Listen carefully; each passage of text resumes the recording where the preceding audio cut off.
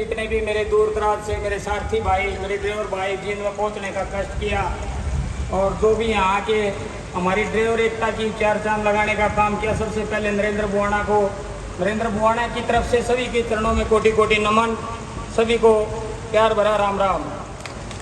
और हमारे बीच में किसान हितैषी, गरीब युवा संगठन के हितैषी जो कि एक ड्राइवरों की आवाज़ उठाने के लिए जो हमारे बीच में पहुंचे हैं, बलराज कुंडू जी मैनकार, हमारे मंच के माध्यम से हमारी जिला बोर्ड कमेटी जींद की तरफ से बलराज कुंडू जी का हार्दिक अभिनंदन करता हूं, कोटि कोटि नमन करता हूं। और हम एक ही चीज़ कह के आए थे गुरु जी, सभी मेरे सारथी भाई बैठे होंगे, क्योंकि देश को चलाने का काम जो सारथी करता है, आप जो भी एक दूसरे की हवा, एक दूसरे का जो भी काम कार्य करते हैं, तो ड्राइवर के प्रति कुछ नहीं होता। तो मैं यही इनको विश्वास दिलाना चाहता हूँ, अगर हमारी आवाज़ को संसद तक ले जाने का काम, हमारी 29 सूत्री मांगों को ले जाने का काम बलराज कुंडू जी करेंगे, तो जी जान से ड्राइवर समाज, गरीब समाज जो कि आज तक किसी ने इसकी आवाज़ नहीं उठाई है, तो हम इनको एक वादा करते हैं कि भाई अच्छा मुकाम पे एक अच्छा बढ़िया नेता बना के ड्राइवर समाज का संसद में बिठाने का काम करने का जो काम करेंगे, सभी साथी भाइयों का सहयोग होगा। और भाई इसी के साथ जय हिंद जय भारत। जींद की इस पावन धरा पर अनाज मंडी में ऑल इंडिया ड्राइवर कल्याण संघ के द्वारा आयोजित इस कार्यक्रम में जींद जिले के, कैथल जिले के, हिसार जिले के, सिरसा, भिवानी, रोहतक, फतेहाबाद जिलों के आए सभी पदाधिकारीगण, आपके सभी जिलाध्यक्ष, general secretary, committee advisor, vice president, secretary, legal advisor, speaker, media incharge, cashier, सभी जिलों से आए सभी संगठन के पदाधिकारियों, आप सब ने यहाँ बुलाकर जो मुझे मान सम्मान प्यार दिया, उसके लिए मैं आप सबका दिल की गहराइयों से आभार व्यक्त करता हूँ, धन्यवाद करता हूँ।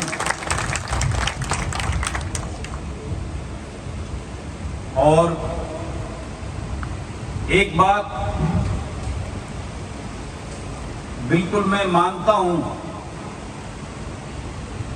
इस पूरे देश का ढांचा, पूरे देश का स्ट्रक्चर अगर ड्राइवर ना हो तो सिस्टम 1 मिनट में फेल हो जाएगा।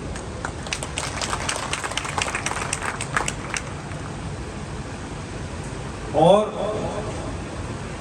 बड़ा दुर्भाग्य है, इसमें कोई दो राय नहीं है, कि ड्राइवर एक घनी ही सम्मानित उसमें नहीं आती, एक बदनाम से उसमें आती। ये एक कड़वी सच्चाई भी है। उसमें 2-4-10% हमारे उन साथियों का भी रोल होता है, क्योंकि ड्राइवरी वो कराए जब लास्ट में कुछ ना बचना, ट्रक चला लेंगे भाई, चलो थोड़े दिन कनेक्टर करके उसमें ट्रक चला लेंगे, है ना। तो बेचारे पढ़े लिखे बहुत कम होते हैं, बहुत ही ऐसे उस समाज के उस वर्ग से, उस सिस्टम से उठ के आते हैं जो लाचार हो गए, जो है ना आखिर में ड्राइवरी की, और सबसे रिस्की जोन में रहते हैं। सुबह जब गाड़ी को गियर लगाते हैं तो शाम तक ये नहीं पता वो सुरक्षित ये गाड़ी रुकेगी कि रास्ते में कुछ भी अनहोनी हो सकती है। इसमें भी कोई दो राय नहीं। और मैं तो भली भांति इस बात को जानता हूं और महसूस भी करता हूं, क्योंकि आपकी जानकारी के लिए मैं बताना चाहता हूं, मैंने भी अपना जो सफर शुरू किया था वो 1995 में एक ट्रक लेकर ही किया था।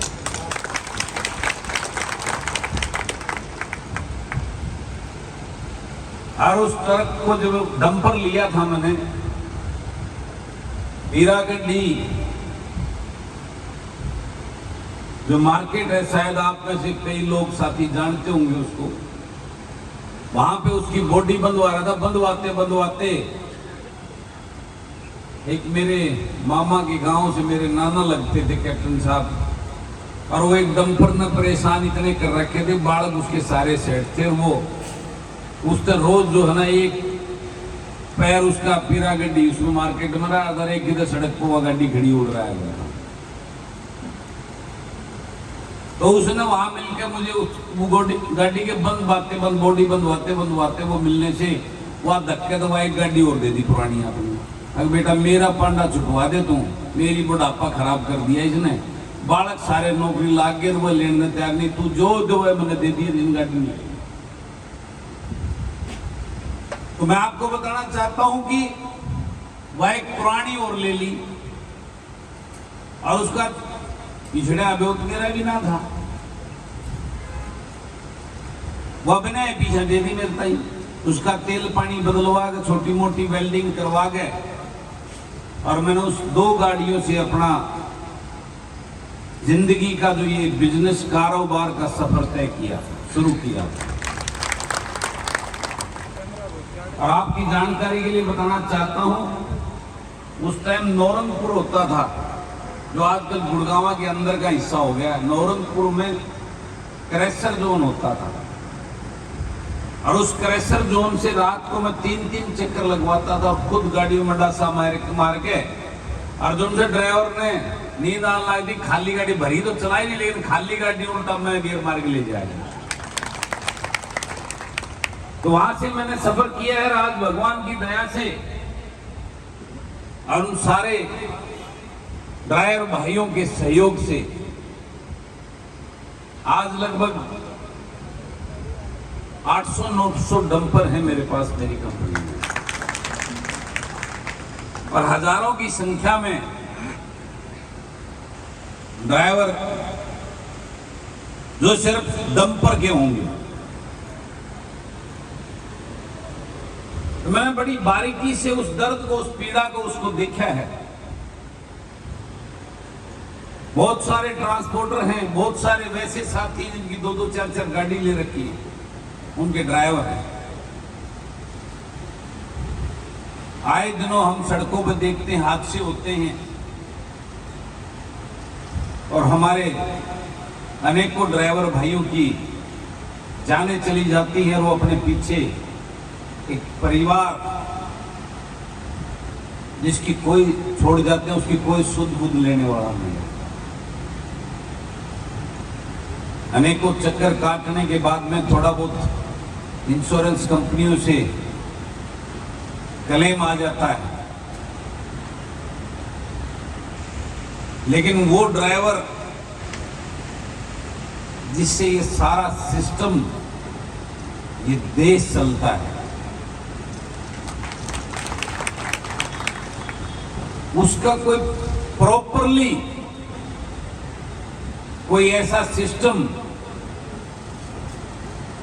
जो उसकी ड्यूटी देते हुए, चाहे वह प्राइवेट ड्यूटी है या सरकारी ड्यूटी है, सरकारी वाले का तो फिर भी कहीं ना कुछ नौकरी मिल जाती है उसके बच्चों को, और बहुत सारी सुविधाएं मिल जाती हैं, लेकिन वो हैं कितने सरकारी? सरकारी उसमें तो मात्र 5% भी नहीं होंगे, 10% मैक्सिमम। 90% तो ऐसे हैं जो प्राइवेट सेक्टर में रहते हैं।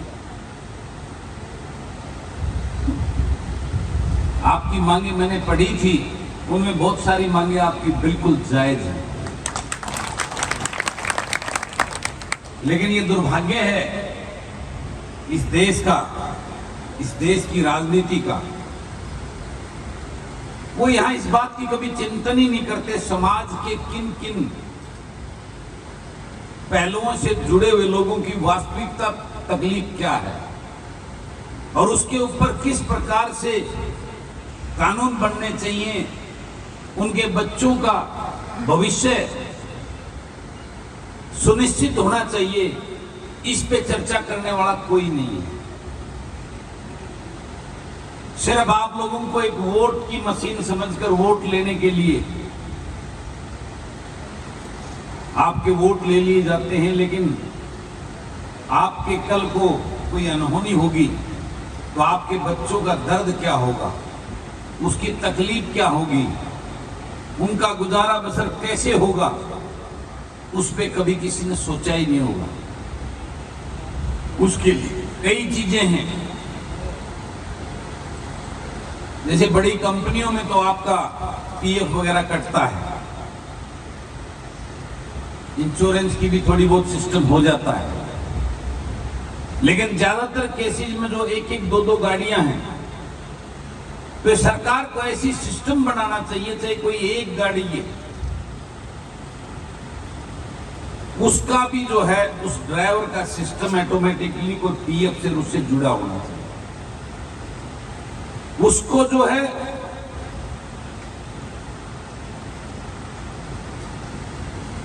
जो लेबर का एक वो संघ है, मजदूर संघ रजिस्ट्रेशन है, उसके अंदर उसका रजिस्टर्ड होना चाहिए। उसके अंदर बहुत सारी सुविधाएं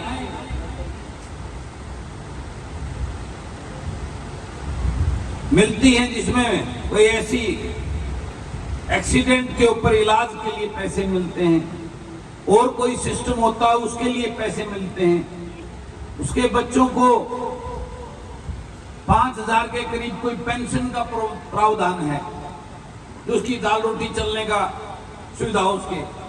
ऐसी अनेकों चीजें हैं जिसको सरकार ने सुनिश्चित करना चाहिए। जिसका ड्राइविंग लाइसेंस बना दिया, उसका डेटा हर 6 महीने में वो कहां नौकरी कर रहा है, किस कंपनी में कर रहा है, प्राइवेट चला रहा है, किसी और में चला रहा है, ट्रक चला रहा है, कार चला रहा है, उस सिस्टम से जुड़ा होना चाहिए।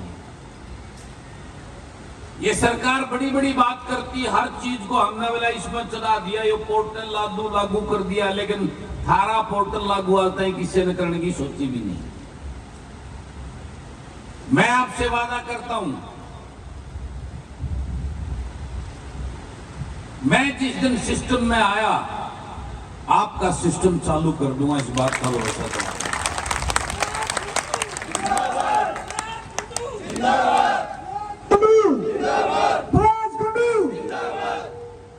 क्योंकि मैं उस दर्द को समझता हूं, और मैं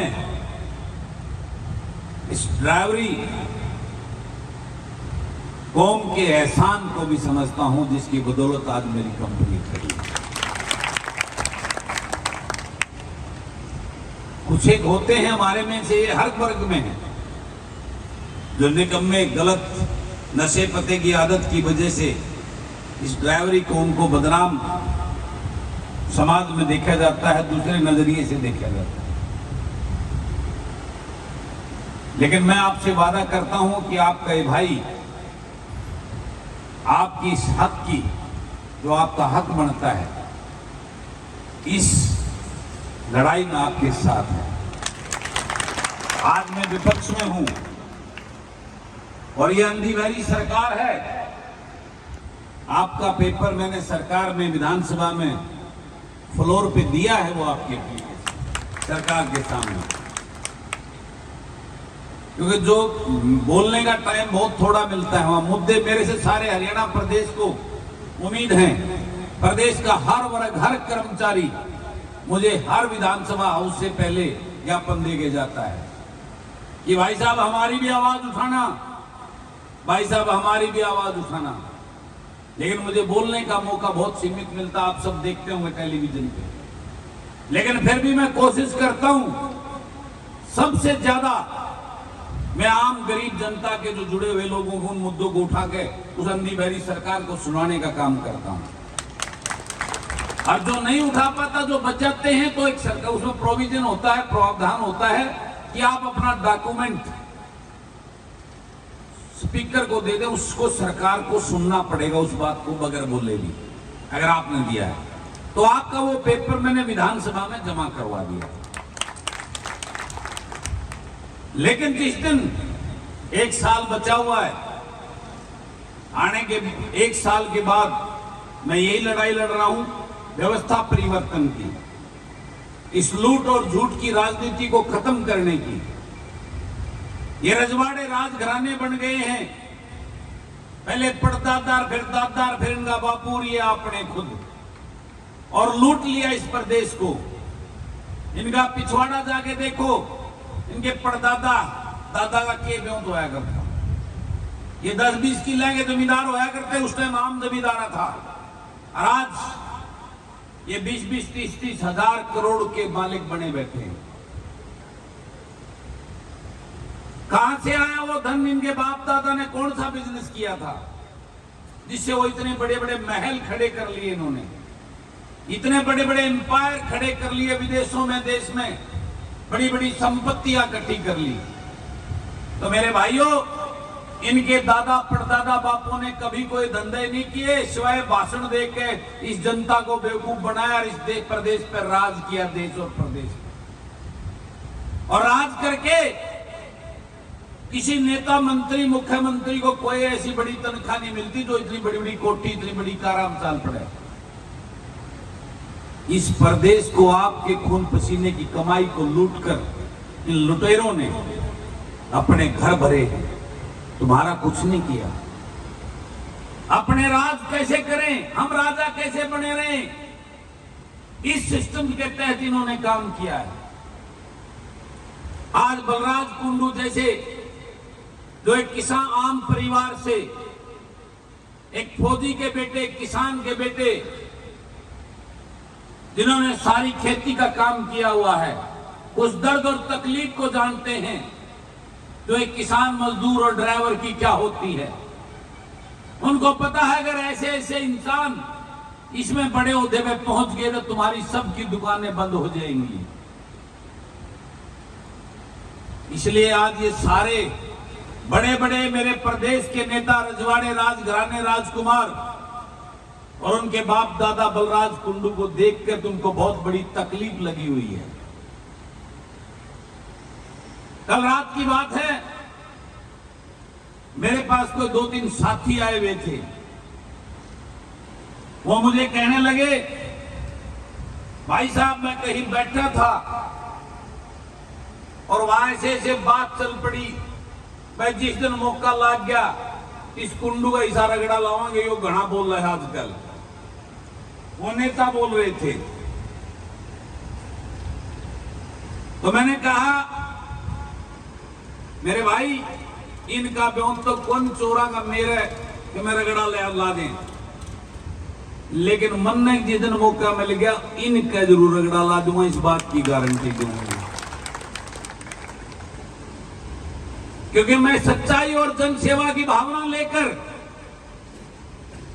आप जैसे गरीब समाज के कामगार, जो करके खाने वाले लोगों के लिए, उनके परिवार के लिए, उनके भविष्य के लिए मैं इस प्रदेश को आगे बढ़ाने की राजनीति कर रहा हूं, लूट के लिए नहीं कर रहा मैं राजनीति। इसलिए कमजोर लुटेरे लोग हैं, ये मेरा कुछ नहीं बिगाड़ पाएंगे। अभी हाल में भी बैठी सरकार ने बहुत प्रयास कर लिया मुझे डराने का, धमकाने का, लेकिन सच्चाई की राह थोड़ी कठिन और मुश्किल तो होती है, लेकिन वो झुकती और डरती नहीं है। यही आपके भाई ने उस बात को साबित किया है। तो आप संघर्ष करो और मैं आपसे साथ भी मांगता हूं,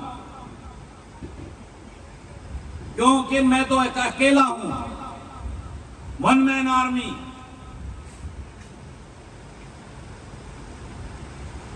लेकिन इस प्रदेश में कारवा बनकर निकलूंगा एक दिन आप सबके सहयोग से। लूट और झूठ, इन राजघरानों की इस लूट की दुकान को बंद करके किसान, मजदूर, गरीब जो आपके घर में जन्मा हो, कोई ऐसा पढ़ा लिखा ऊर्जावान युवा जो आपके दर्द को समझता हो, आपकी तकलीफ को समझता हो, जो ना डरे ना झुके, ऐसे युवाओं की टीम लेकर इस प्रदेश को बचाने के लिए सोच लेकर मैं निकला हूं। और उसके लिए आप सबका साथ मांगता हूं कि आने वाले समय में जैसे आपने आज जींद की धरा से आगाज किया है, तो आने वाली 1 नवंबर को इस जींद की धरती से नए हरियाणा प्रदेश की नींव रखने जा रहे हैं। मैं आज ही सबसे पहला निमंत्रण आपको देता हूं कि उस जींद की धरती पे उस नए आगाज, नए हरियाणा के निर्माण के लिए आप सब मेरा सहयोग करें। मैं वादा करता हूं, आज जिस प्रकार से आप अपने हक के लिए यहां प्रोग्राम कर रहे हैं, अपनी आवाज को बुलंद कर रहे हैं, पूरे प्रदेश में हर वर्ग के लोग, चाहे कहीं आशा वर्कर हैं, चाहे कहीं युवा साथी हैं, डी ग्रुप वाले हैं, चाहे कर्मचारी हैं, चाहे सरपंच हैं या और लोग हैं, आज अपने हकों के लिए हर रोज धरना प्रदर्शन आंदोलन कर रहे हैं। और सरकार ने सभी के ऊपर बहुत ही लाठियां बरसाकर अत्याचार करने का काम किया है। इस सिस्टम को बदलेंगे, इस व्यवस्था को बदलेंगे। आपने सबको देखा है, आपने इस भाजपा को देख लिया जो बड़े बड़े जुमले झूठ बोलकर एक नए सपने आपको दिखाकर इस प्रदेश और देश में आई थी। ये सबसे, इन्हें सबको ये अच्छा कहा दिया इस भाजपा ने। आपने पहले कांग्रेस को देखा और ये राजकुमार नए नए आए थे जमुना पार भेजन का नारा देकर, किसान को 5100 रुपए पेंशन देने की बात करके, हर युवा को नौकरी देने का बड़ा बड़ा सपना दिखाकर, ये दोनों राजकुमार जो चौटाला बंधु, ये तो सबके बाप निकले, इस प्रदेश को लूट लिया। जिस भाजपा को जमुना पार भेजने की बात करते थे, उसी की गोदी में जाकर और ठगबंधन बढ़ाकर आपके हकों को, आपके बच्चों का, आपके बुजुर्गों का, आप सबका हक लूटकर इस प्रदेश को लूटने का काम कर दिया। आज इस प्रदेश को बेड़ा गर्क करने का काम कर दिया। तो आपने सबको देख लिया।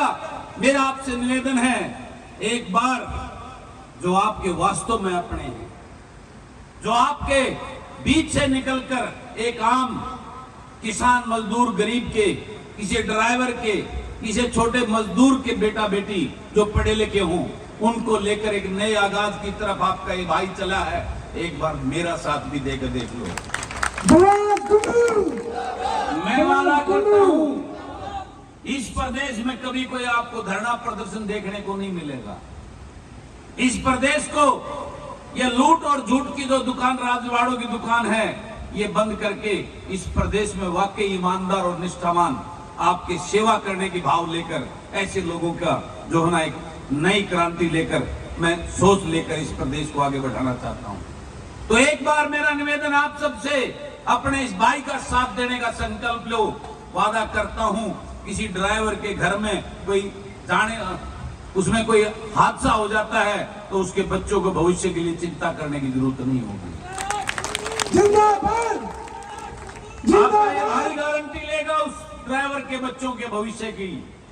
आपका ये भाई गारंटी लेगा हर ड्राइवर को सुरक्षित, उसका बुढ़ापा, उसके लिए कोई व्यवस्था करेगा, कोई पेंशन की व्यवस्था, उसका भी बुढ़ापे में कोई तकलीफ ना हो, उसका बुढ़ापा भी अच्छा गुजरे, इसकी व्यवस्था करने का भी काम करूंगा।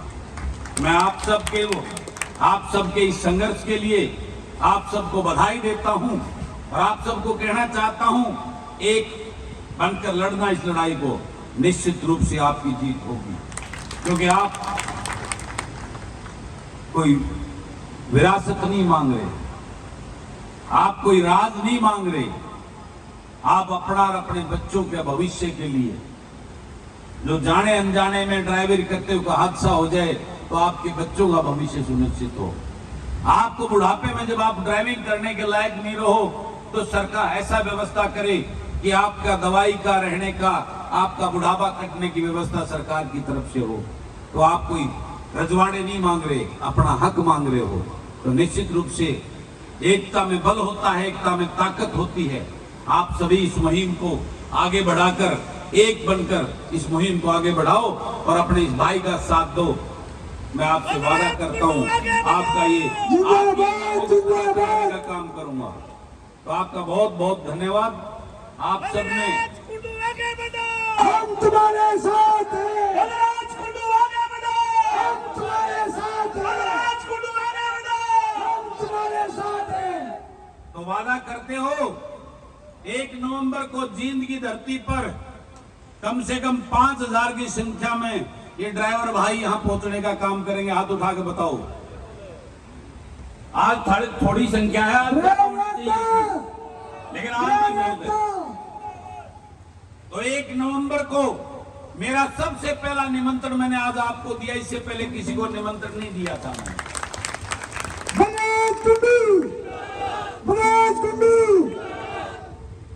तो 1 नवंबर को इस नए हरियाणा प्रदेश की नींव रखेंगे, एक नई आगाज इस जींद जिले से, क्योंकि जींद जिला हरियाणा प्रदेश का दिल है, सबके बीच में है। यहां से जो तरंग उठती है वो पूरे प्रदेश में जाती है, एक नई क्रांति लेके आएगी। इस बात का आपको भरोसा दिलाता हूं और आप सबका पुनः बहुत बहुत धन्यवाद, आभार व्यक्त करता हूं कि आप सबने जो मुझे इस काबिल समझा कि आपकी हकों की आवाज उठाने के लिए आपने मुझे बुलाया, तो आपका इसके लिए पूरे आपके संगठन के पदाधिकारियों को, सभी साथियों को कोटि कोटि नमन करता हूं, धन्यवाद करता हूं, आभार व्यक्त करता हूं। और ड्राइवर कल्याण संघ जिंदाबाद, जिंदाबाद जिंदाबाद। तो मैं आप सबको बहुत बहुत अग्रिम शुभकामनाएं देता हूं, आपके बच्चों के भविष्य, उज्जवल भविष्य की कामना करता हूं और निश्चित रूप से आपको आपकी इस आवाज का हक जरूर मिलेगा, यही आपको आश्वासन भी देता हूं। बलराज कुंडू, बलराज कुंडू।